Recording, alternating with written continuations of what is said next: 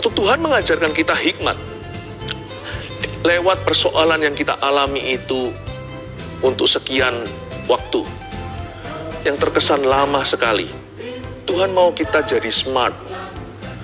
Tuhan mau kita jadi peka dan berhikmat, hingga kita bisa identify our enemies. Justru ketika dihimpit dalam tekanan, ketika seseorang itu mengalami problem, kalau dia terus jalan dengan Kristus, dia akan semakin cermat. Cara pandangnya akan semakin jelas. Bisa membedakan tangan kanan dari tangan kiri. Dia akan tahu apa yang merupakan enemy, apa yang bukan musuhnya. Sedangkan kalau orang itu di dalam masalah, lalu dia panik sendiri, lalu dia jadi orang yang kepahitan, orang gitu biasanya babi buta. Semua orang disalahkan, main kambing hitam, karena orang yang demikian bermentalitas korban. Nanti lihat ya, dia nggak ada hubungan disalah-salahkan. Yang salah dia orang ini, seluruh keluarganya dibenci, seluruh ras sukunya, bahkan agama. Kita nggak bisa lagi memilah-milah. Masalahnya itu ya itu, nggak usah diperlebar. That's why it's very important. Penting sekali. Kalau kita menghadapi masalah yang tidak selesai dalam hidup kita, identify your enemy. Ya, yang kita tahu secara umum, jangan berdosa. Tapi setiap orang itu punya kebiasaan buruk sendiri-sendiri. Masing-masing punya kebiasaan lama. Setiap individu itu beda-beda. Buktinya, orang itu jatuh, kumat-kumatannya tidak sama dengan orang yang satunya. Misalkan kalau Anda punya sebuah kebiasaan buruk, biasanya jatuh saat Anda lonely misalkan. Beberapa orang masuk dalam dosa seksual ketika dia sendirian. Dia tahu sendiri di saat-saat seperti apa dia itu rawan. Di waktu seperti apa dia itu lemah. Jangan hanya taunya Kanaan, jangan hanya taunya Filistin, yang umum semua orang tahu. Kenali Yebusmu, kenali Hewimu, kenali Sidonmu. Ada orang yang hatinya syarat kecewa, dikit-dikit kecewa sama Tuhan. Orang yang seperti itu harus lawan arus kalau mau ikut Yesus. Justru ketika dia berada dalam problema, cepat ambil langkah puasa. Orang lain doa aja biasa, tapi jenis yang kau alami tidak bisa diusir kecuali doa dan puasa. Rendahkan hatimu serendah-rendahnya, seperti pakai kain berkabung. Dan Anda berkata pada Tuhan, Tuhan, aku ini biasanya kalau di titik ini sudah menghujat Tuhan. Tapi sekarang aku mau bersyukur. Setel lagu, nyalakan itu. Mungkin Anda sendiri nggak bisa nyanyi, nggak pandai main musik. Nyanyi sekeras-kerasnya, sekencang-kencangnya. Di kamarmu sendiri nggak ada orang yang dengar. Menangislah, merataplah. Biarkan sampai Anda berada di tempat persembunyianmu itu sampai masalahmu berlalu.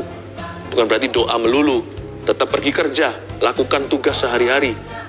Tapi simpan hati di tempat tersembunyi dan katakan, Tuhan, aku tidak mau menghujat. Di titik ini aku tidak boleh kalah lagi. Orang lain di posisi yang sama masih oke-oke aja. Saya ini sangat rawan. Saya ini gampang sekali kecewa sama Tuhan. Gampang kepahitan. Tuhan, aku berdoa. Aku bersyukur seperti Paulus dan Silas dalam penjara. Justru ketika dalam tekanan, aku naikkan himnal-himnal Tuhan. Aku mau menyanyi. Kalau dulu aku mengeluh, sekarang aku balas dengan menyanyi. Langsung tahu kan, orang seperti itu pasti menang. Kenapa? Bukan karena dia hebat, bukan karena dia kuat. Karena dia tahu kelemahannya, titik lemahnya, titik rawannya. Dan dia tahu Yebusnya di mana. Dia ngerti pegunungan Libanon itu di mana, dari Gunung Baal Hermon sampai ke jalan menuju ke Hamat. Dia nggak sesat alamat. Dia tahu jelas di titik tersebut aku biasanya menghujat. Ya, di kilometer berapa di situnya biasanya aku kalah. Pasti akhirnya masturbasi. Ketika lonely, justru jangan sendiri. Kalau kita tahu setelah adrenalinnya main, misalkan kita ada sebuah acara apa, orang itu kan roller coaster, apalagi anak muda yang bujangan. Wah, naiknya begini, wah langsung excited ya kan. Mungkin ada sebuah event atau apa. Lalu setelah pulang kembali, ya kan, rainy days and Mondays always get me down, seperti lirik lagu zaman dulu itu, lagu Inggris. Ya, hari Seninnya langsung down. Apalagi kalau gerimis-gerimis, hujan-hujan, rintik-rintik, merasa kelabu. Padahal kemarinnya, wah, sangat berapi-api. Baru hari Minggu, baru 1 hari.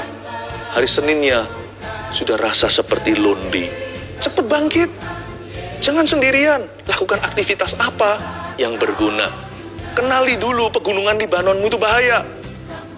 Ya, waspadai yang namanya jalan dari Gunung Baal Hermon yang menuju ke Hamat. Cepatlah Anda itu waspada. Identify your enemies. Kenali musuhmu. Kenali titik rawanmu. Ya, dan juga jangan pukul rata. Anda harus bisa membedakan mana yang musuh, mana yang bukan. Yang bukan jangan dimusuhi. Orang Kristen itu semuanya gitu. Apakah Anda kenal semua orang Kristen di dunia? Hanya karena ada 1-2 yang mengecewakan. Kenapa kok kecewanya sama Tuhan?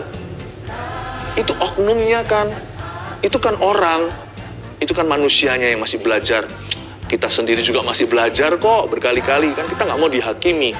Kan kita nggak mau dihakimi. Kalau kita masih belajar dari kesalahan dan kekurangan kita, lalu kita dihakimi semua sampai keluarga, marga, semuanya kan kita juga nggak suka. Sedangkan kalau ada orang Kristen yang mengecewakan Anda dan saya, kalau misalkan mereka menipu uang kita, contohnya, sedangkan kekristenan aja mengajarkan tuh jujur. Jadi yang salah bukan Tuhan. Karena orang yang melanggar firman Tuhan itu bawa-bawa nama Tuhan hanya karena dia adalah orang Kristen statusnya. Anda harus tahu, musuhmu itu bukanlah darah dan daging, apalagi Tuhan Yesus. Musuhmu adalah seringkali dirimu sendiri yang mudah kecewa dan menghakimi. Musuh kita bukanlah manusia, malah justru kita doakan. Tapi tentunya kita belajar jadi smart. Kalau ditipu sekali, ya apa boleh buat. Tapi kalau ditipu berkali-kali, jatuh di lubang yang sama, nah itu berarti kita tersesat di alamat yang sama, terus-menerus disikat di jalan menuju ke Hamat. Kalau seperti itu ya salah sendiri, nggak pernah belajar kan? Sedangkan Tuhan suruh kita lewat pengalaman hidup ini untuk menjadi smart, untuk menjadi smarter, untuk menjadi bijaksana. Amin.